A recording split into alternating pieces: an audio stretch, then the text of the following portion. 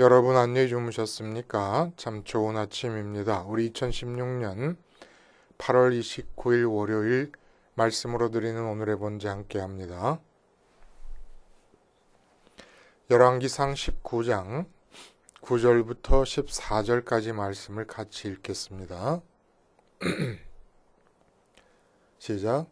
엘리야가 그곳 굴에 들어가 거기서 머물더니 여호와의 말씀이 그에게 임하여 이르시되 엘리야야 네가 어찌하여 여기 있느냐? 그가 대답하되 내가 만군의 하나님 여호와께 열심히 유별하오니 이는 이스라엘 자손이 주의 언약을 버리고 주의 제단을 헐며 칼로 주의 선지자들을 죽였음이오며 오직 나만 남았거늘 그들이 내 생명을 찾아 빼앗으려 하나이다. 여호와께서 이르시되 너는 나아가서 여호와 앞에서 산에 서라 하시더니 여호와께서 지나가시는데 여호와 앞에 크고 강한 바람이 산을 가르고 바위를 부수나 바람 가운데에 여호와께서 계시지 아니하며 바람 후에 지진이 있으나 지진 가운데에도 여호와께서 계시지 아니하며 또 지진 후에 불이 있으나 불 가운데에도 여호와께서 계시지 아니하더니 불 후에 세미한 소리가 있는지라 엘리야가 듣고 겉옷으로 얼굴을 가리고 나아가 굴 어귀에 서매 소리가 그에게 임하여 이르시되 엘리야야 네가 어찌하여 여기 있느냐? 그가 대답하되 내가 만군의 하나님 여호와께 열심히 유별하오니 이는 이스라엘 자손이 주의 언약을 버리고 주의 제단을 헐며 칼로 주의 선지자들을 죽였음이오며 오직 나만 남았거늘 그들이 내 생명을 찾아 빼앗으려 하나이다.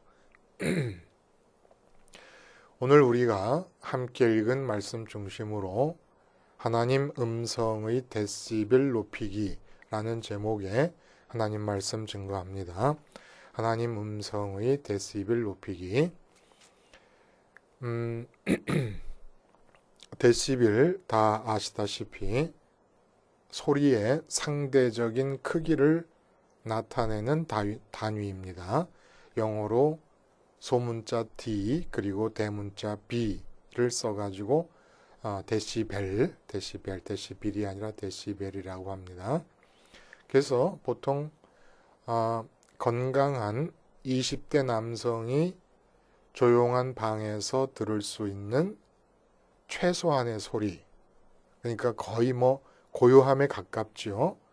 요런 그 고요함에 가까운 소리가 0데시벨.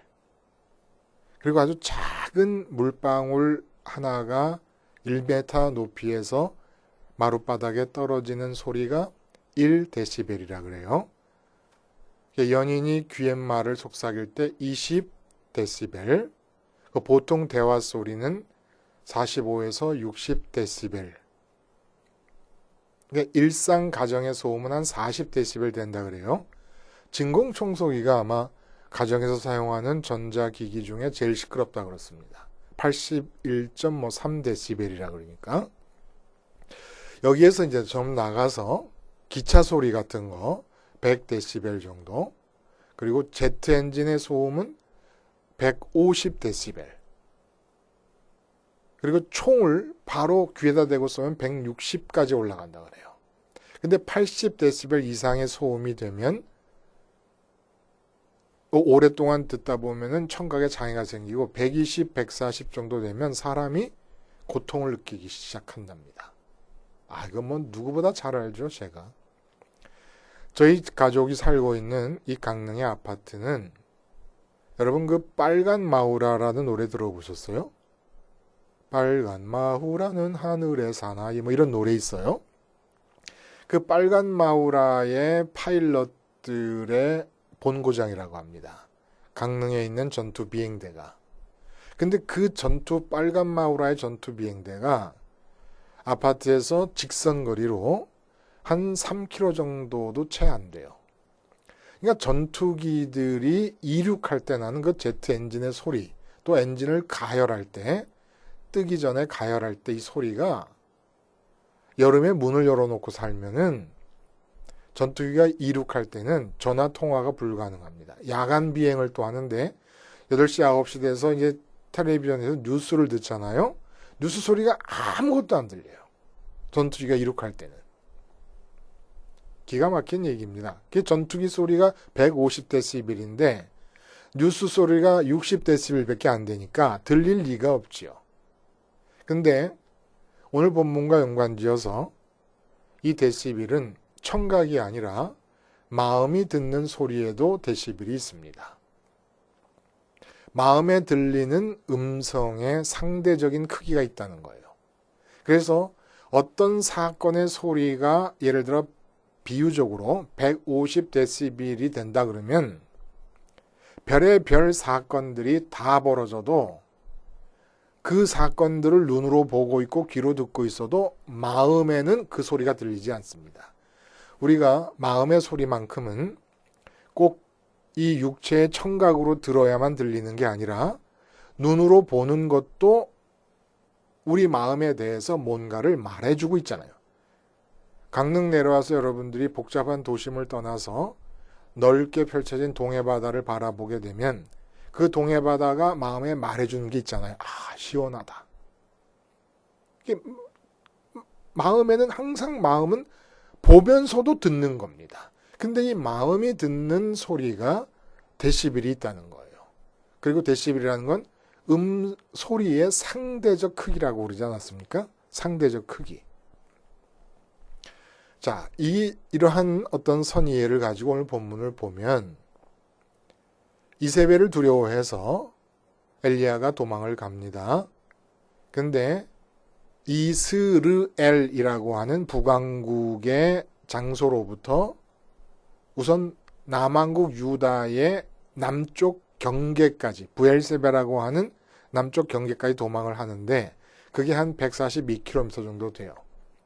그리고 그 142km 정도 지점으로부터 호렙산까지, 오늘 보면은 호렙산에서 일어나는 일인데 호렙산까지는 한 350km, 그러니까 492m, 500km 정도, 킬로미터 정도를 도망간 겁니다. 엄청 먼 거지요. 그리고 걸어서 사람이 하루에 갈 수 있는 거리는 한 32km 정도, 하루길을 32km 정도라고 생각을 하는 거예요.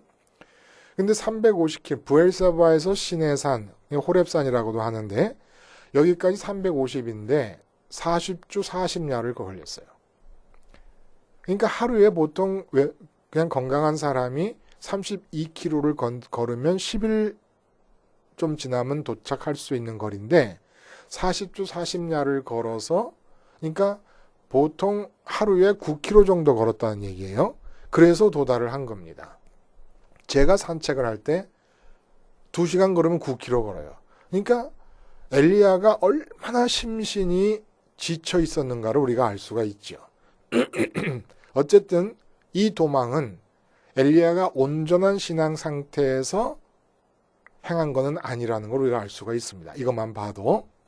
자, 그러면 호렙에 도착한 엘리야를 향하신 하나님의 첫마디가 뭐였습니까? 엘리야야, 네가 어찌하여 여기 있느냐? 그러니까 엘리야가 뭐라고 대답합니까? 이스라엘 자손이 주의 언약을 버리고 주의 제단을 헐고 칼로 주의 선지자들을 죽였으며 오직 나만 남았거늘 그들이 내 생명을 찾아 빼앗으려 하나이다. 이게 이유라는 거예요. 하나님께서 질문을 몰라서 하시는 건 아니겠죠. 근데 이에 대한 엘리야의 대답이 우리의 주목을 끕니다. 언뜻 보면 너무나도 당연한 사실에 근거한 올바른 내용의 답변 같지만 10절에서 엘리야가 설명하고 있는 도망가야 될 상황, 이스라엘 백성이 언약을 깼고 하나님을 배반했고 그리고 아합과 이세벨이 여호와의 선지자를 다 죽이려고 하는데 나 혼자 남았는데 내 목숨까지 찾는다 라고 하는 이 대답이 맞는 것 같지만 이상하다는 거예요. 뭐가 이상합니까, 여러분? 여러분 보기에는 이 상황은 새삼스러울 게 없다는 겁니다. 여전히 유지되고 있었던 상황이라는 거예요. 이 상황이 그대로 유지되고 있는 동안에 무슨 일이 일어났습니까? 갈멜산의 승리도 일어났어요.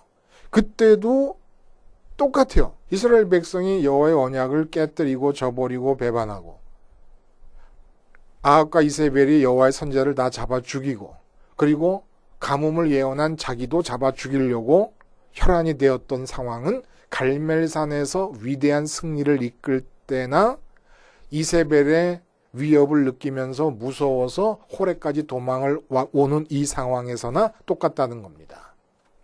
그러니까 지금 하나님께서 물어보시는 그 질문의 의도를 올바르게 간파하지 못하고 있고, 엘리야가 자기 자신이 호렙산까지 도망가야 되는 상황에 대한 올바른 이해가 지금 엘리야에게 없는 겁니다.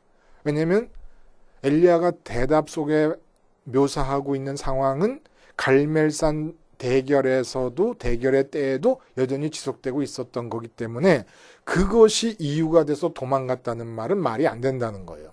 그러면 어디에 문제가 있습니까? 엘리야 자신의 믿음 속에 문제가 있었던 겁니다.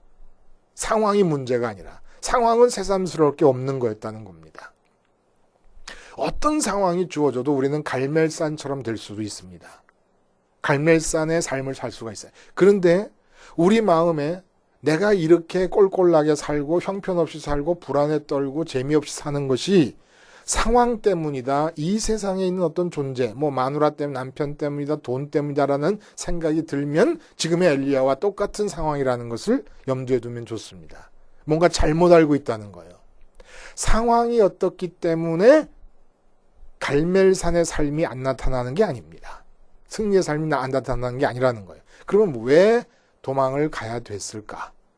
엘리야도 모르는 엘리야 도망의 이유를 하나님께서 들춰내시기 위해서 질문을 하신 거라는 거예요. 자, 이 엘리야가 왜 도망갔는가를 엘리야에게 깨닫게 해주시기 위해서 하나님이 행하신 것이 바로 그 유명한 얘기예요. 세미한 소리 속에 임재하신 하나님,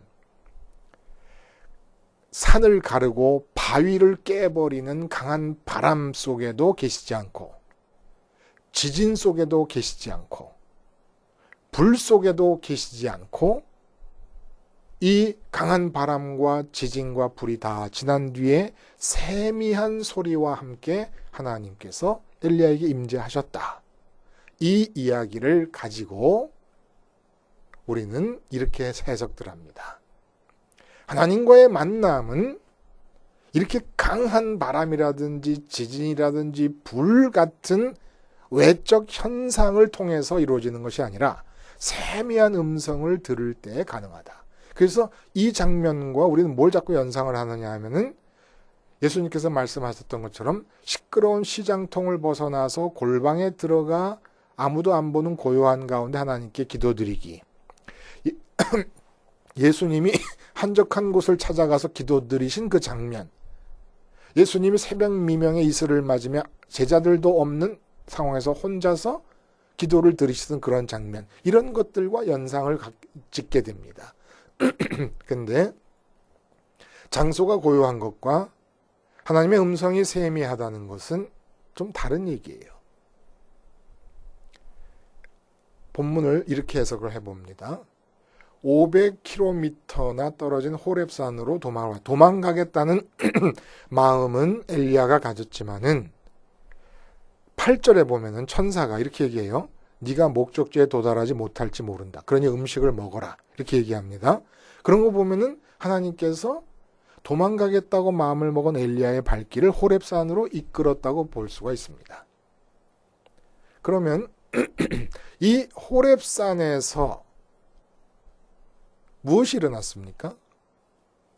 이스라엘과 하나님과의 언약이 일어났고, 그리고 엘리야도 그 언약을 오늘 언급하고 있어요. 언약을 깨뜨렸다. 이스라엘 백성들이. 그 언약이 체결된 장소가 호렙입니다. 엘리야를 호렙으로 데리고 오셨어요.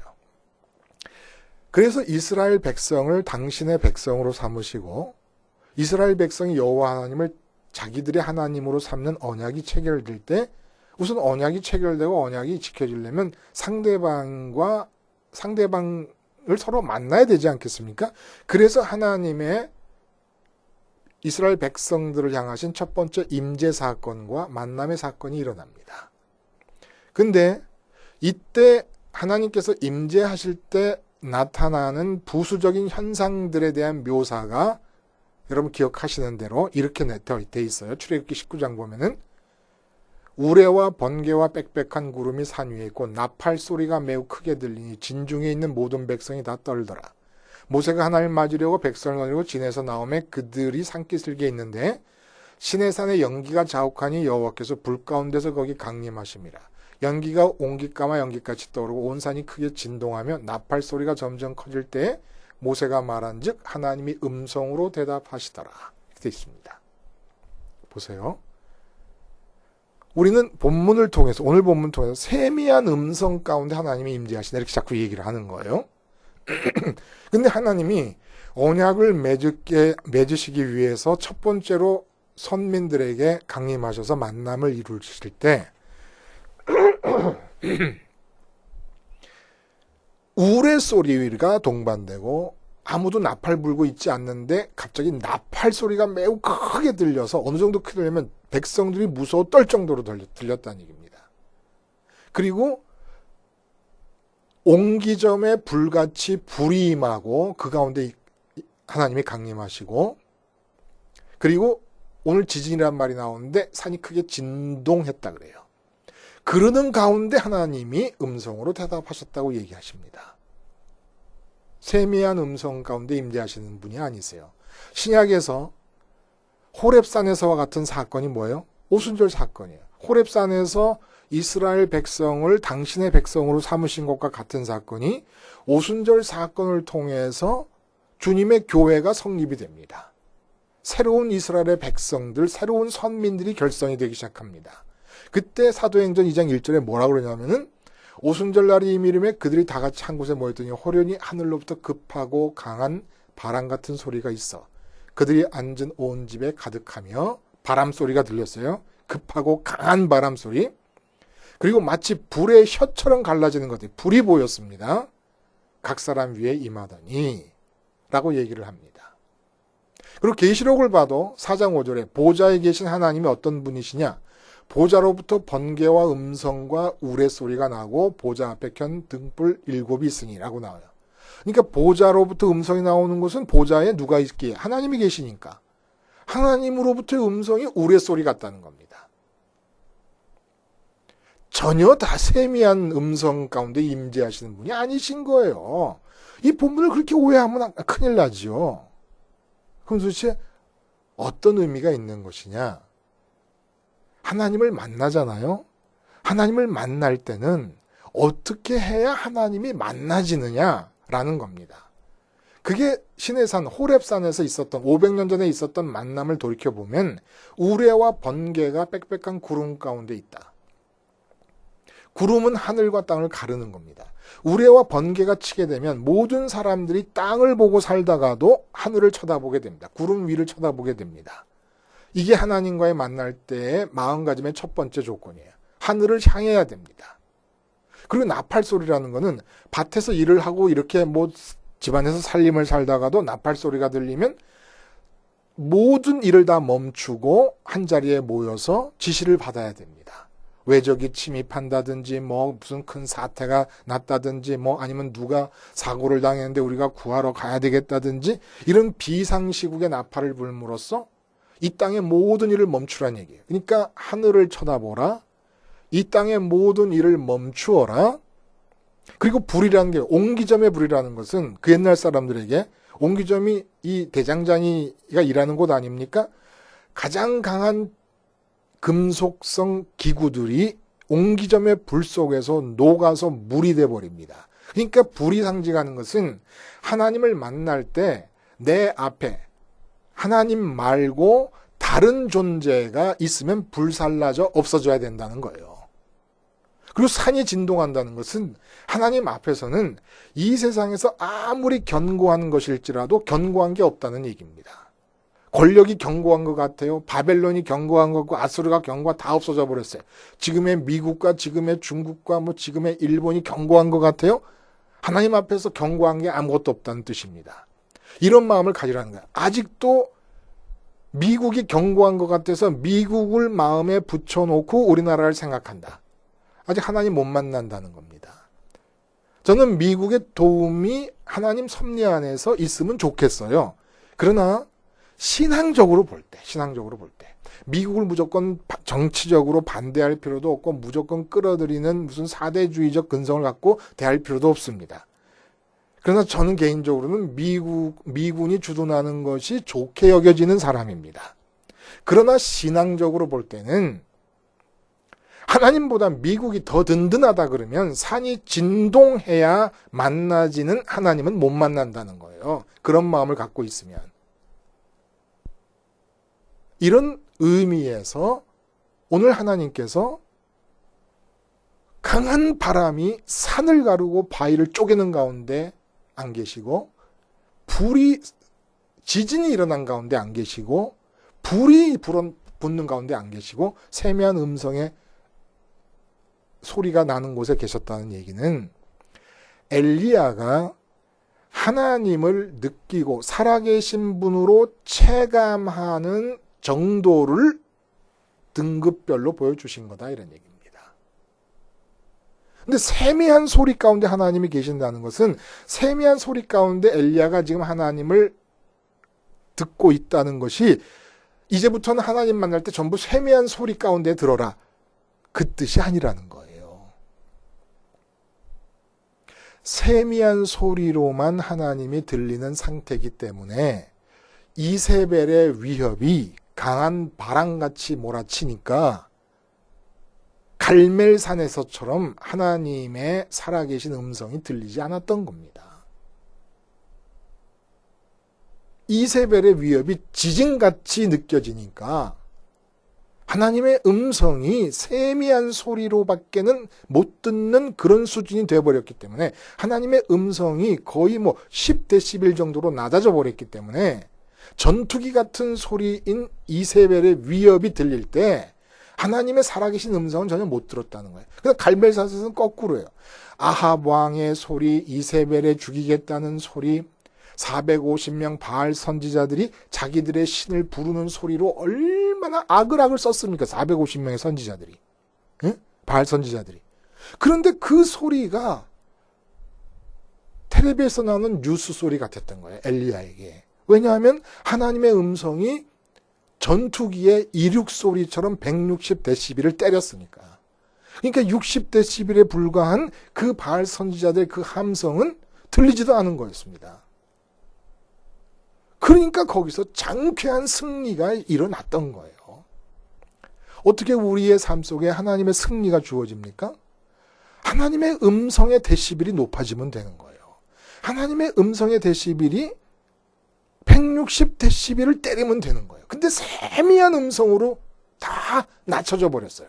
그리고 세상에 돈 문제의 소리, 건강 문제의 소리, 자녀 문제의 소리가 100데시벨, 160데시벨까지 치고 올라가는 겁니다. 그러니까 하나님의 음성이 들릴 수가 없죠. 하나님은 말씀하지 않고 계시지 않아요. 하나님이 침묵하시는 법은 없어요. 일본 유명 작가의 소설 중에 침묵이라는 게 있잖아요. 그 침묵하시는 법이 없어요. 단지 우리가 다른 것의 데시벨을 높임으로써 하나님의 음성이 세미한 소리가 되어버리게끔 만들었기 때문에 하나님의 음성이 안 들리고 있는 것이지요. 좋은 예가 있어요. 산헤드린에 베드로와 요한이 잡혔습니다. 오순절 이후에. 그래서 산헤드린 회원들이 묶어놓고 두드려 패고, 너 다시는 예수라는 사람이 무슨 십자가에서 죽었다가 부활했다 이따위 소리 하고 다니지 말아라. 그랬더니 베드로와 요한이 뭐라 그럽니까? 살아계신 하나님의 음성을 듣는 것과 너희들의 음성을 듣는 것 중 어느 것이 옳은가 너희가 판단하라. 그러니까 베드로와 요한은 마치 그런 거예요. 십자가에 죽은 예수를 전하라는 소리가 160데시벨로 전투기 이륙 소리처럼 들리고 있는 가운데 산헤드린 사람들이 자기들한테 매를 들고 막 뭐라 그래요. 그러니까 제가 전투기 2가 이륙할 때 뉴스를 틀어놓고 있을 때 아나운서 소리가 하나도 안 들리는 것처럼 요한과 이 베드로가 산헤드린 공회 회원들한테 뭐라고? 지금 니 뭐라 카노? 계속 묻는 거야. 안 들리는 거야. 귀에는 들리지만 마음에 들리질 않는 겁니다. 하나님의 음성이 전투기의 소리처럼 160데시벨 이상 200데시벨까지 가면 이 귀청이 파열된대요. 이 고막이. 근데 하나님의 음성을 마음이 들을 때는 160데시벨을 지나서 200데시벨까지 올라가면 이 상태가 어떤 상태냐면 절대 평강의 상태입니다. 이 세상의 소리가 아무것도 안 들리는 거예요. 하나님의 소리만 들리는 거예요. 그게 바로 변화산에서의 베드로와 야고보와 요한의 경험이에요. 그럼 우리는 어떻게 사냐? 세상 소리 하나도 안 듣고. 세상 소리 왜 내가 듣습니까? 갈멜산에서 엘리야는 하나님의 음성만 200데시벨로 듣고 있었어요.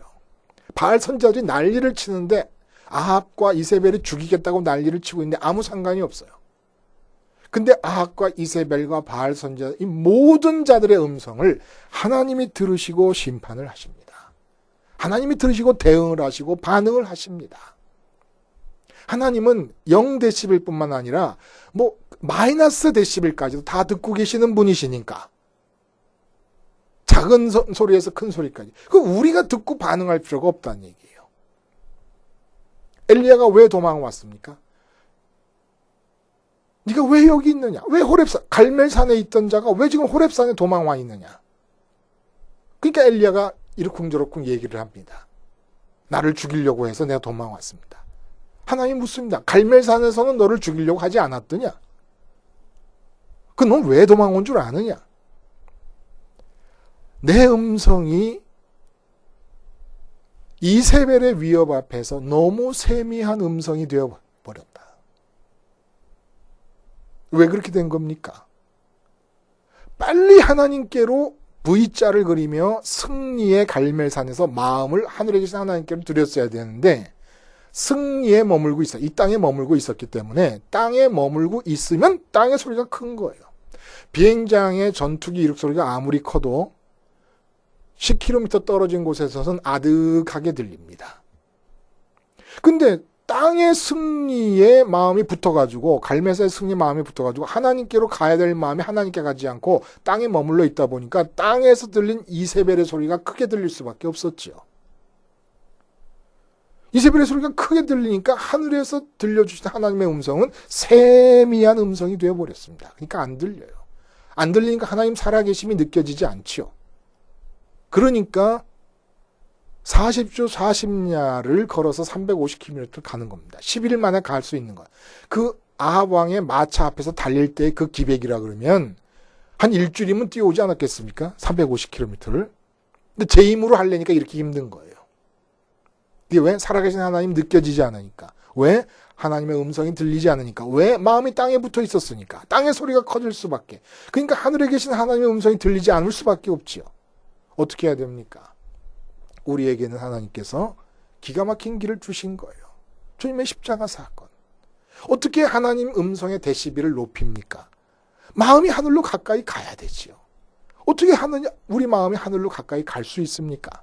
땅에 대해 죽어야 되죠. 계속 죽는 겁니다. 계속 죽는 거야. 이 죽음을 계속하고 있는 동안에 우리 마음은 하늘로 자꾸 향하고 가까워지고 하나님의 음성의 데시벨은 전투기 이륙 소리처럼 커지고 눈앞에 나타나는 세상의 음성들, 세상의 소리들은 작아지고 세상의 소리가 세미한 소리가 되었을 때 갈멜산과 같은 승리의 현장은 끊임없이 이루어져 나갈 것입니다. 그럴 때 우리는 어떻게 해야 됩니까? V자. 이 땅에서 하나님에 의해 승리가 일어나는 지점은 V자 뾰족한 곳, 머물러 있을 곳이 아니에요. 뾰족한 접점이 한 점이잖아요. 거긴 머물러 있지 말고 곧바로 마음을 다시 하나님께 드려서 하나님이 나를 통해 이루신 승리에 대해서조차도 십자가에서 죽는 겁니다. 마음을 부활하시고 승천하신 주님 따라 하나님께 드리기 위해서. 마음이 십자가에서 죽음을 지속하고 있는 동안만 하늘에 계신 하나님의 음성은 땅에 살고 있는 나의 마음에 데시벨이 한없이 높아질 것이고 하나님의 데시벨이 모든 세상의 소리를 압도하는 상황. 이것이 바로 샬롬입니다. 기도하시겠습니다. 하나님 아버지, 십자가 생활화를 통하여 땅에 대해 죽고 하늘에 대해서만 삶으로써 하나님 데시벨이 전투기 이륙 소리보다 더 커질 수 있게 하여 주시옵소서. 예수님의 이름으로 기도하옵나이다. 아멘.